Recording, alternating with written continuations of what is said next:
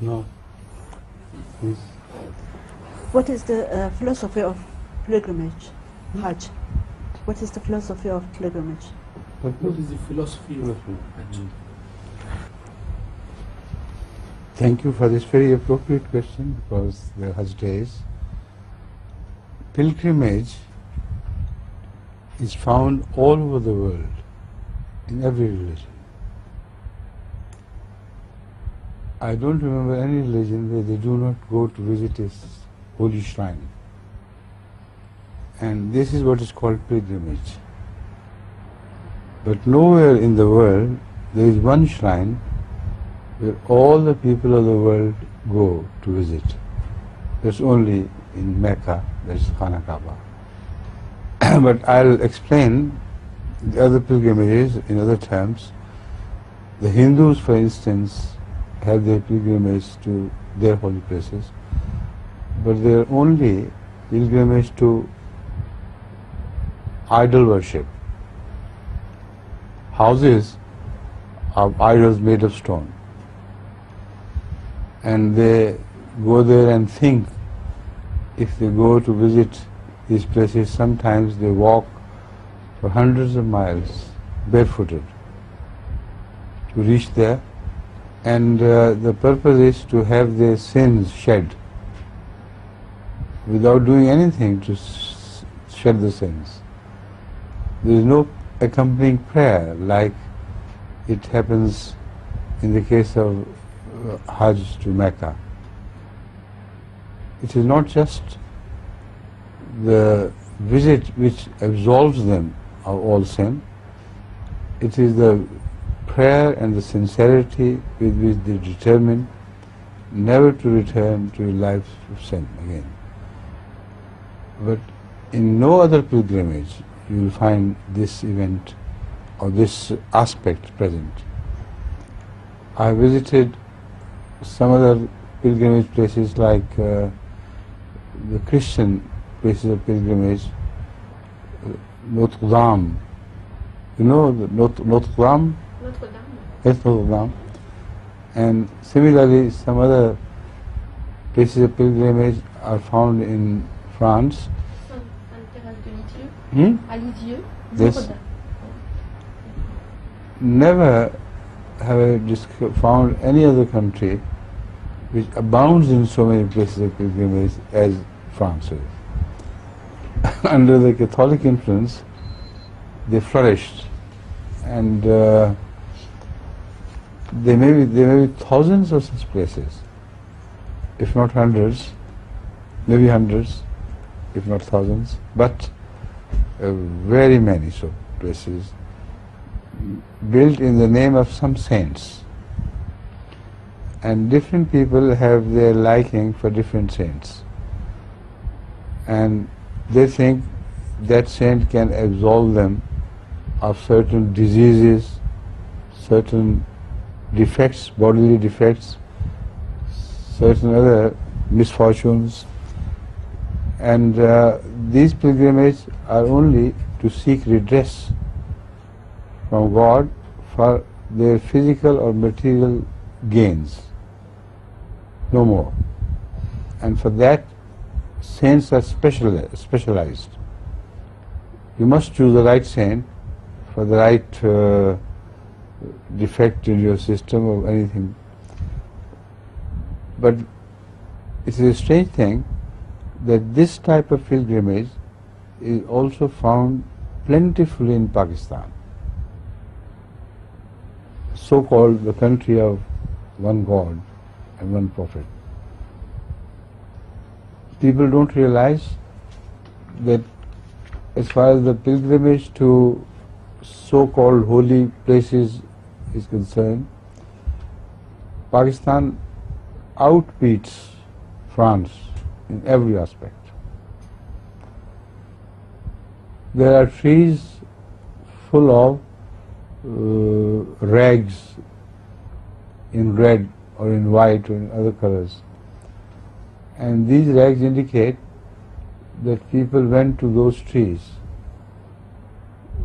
who were close to the shrine of somebody, some saint.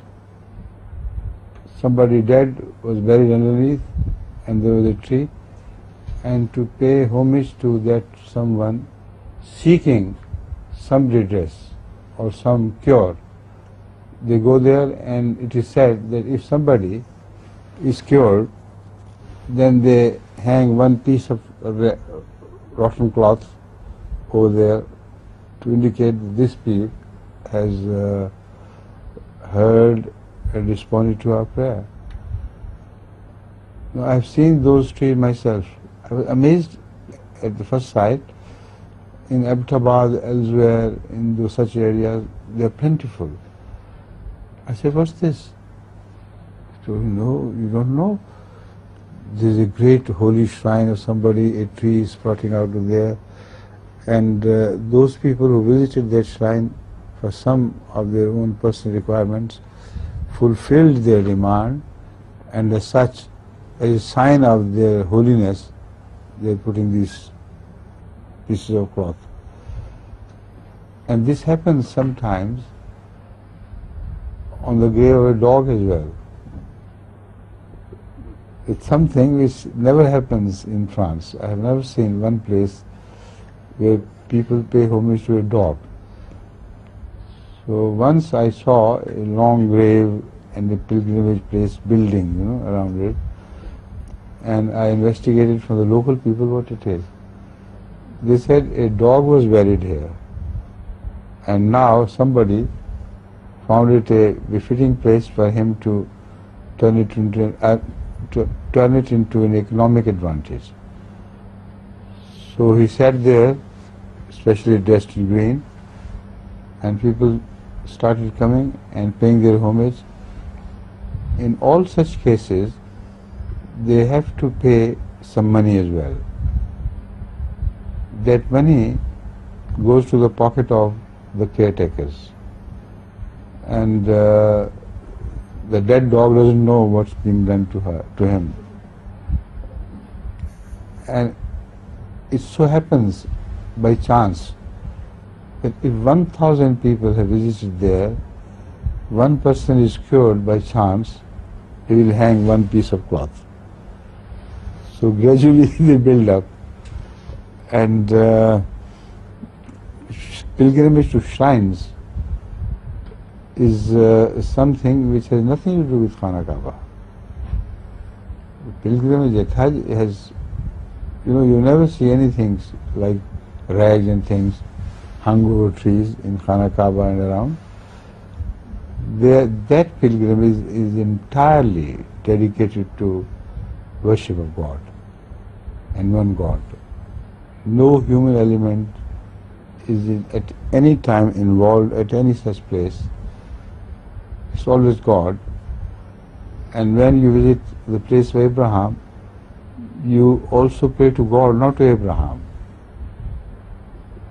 When you do your sa'i between Marwa and Safa and Marwa, you never pay your homage to Hazrat Hajra. Instead, you pay homage to God. So, one place which is completely cleansed of all forms of idolatry is Khana Kaaba. So, places of pilgrimage are also found among Buddhists, even among atheists, because they are sources of money for those who take care.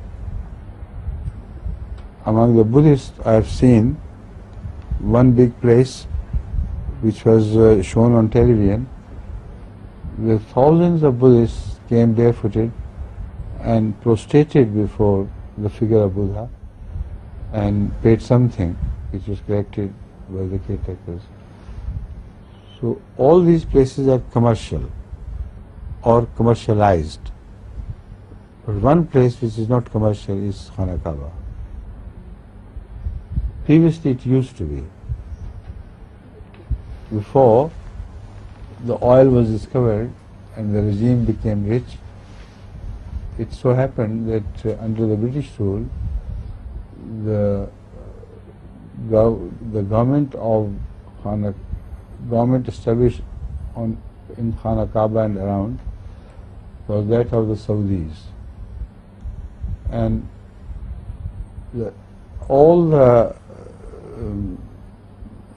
shall we say, not Saudians themselves, but the people of the desert, Bedouins, they were all robbers. Whoever went to Hajj, they robbed them. And British government put her foot down. It was not Saudians who stopped this malpractice, it was the British who did that. And they told the Saudians not to do that or they will take action against them. So robbing around Khana Kaaba in the desert was stopped, but they start robbing within Khana Kaaba, within Mecca. So it was again British government which told them to stop this malpractice or they will move against them. So the British government is more Muslim, that is true, than the Saudians are. In short, this is the story of Khana Kaaba. But with the grace of Allah, now after the discovery of oil, no malpractices are discovered there anymore. Please.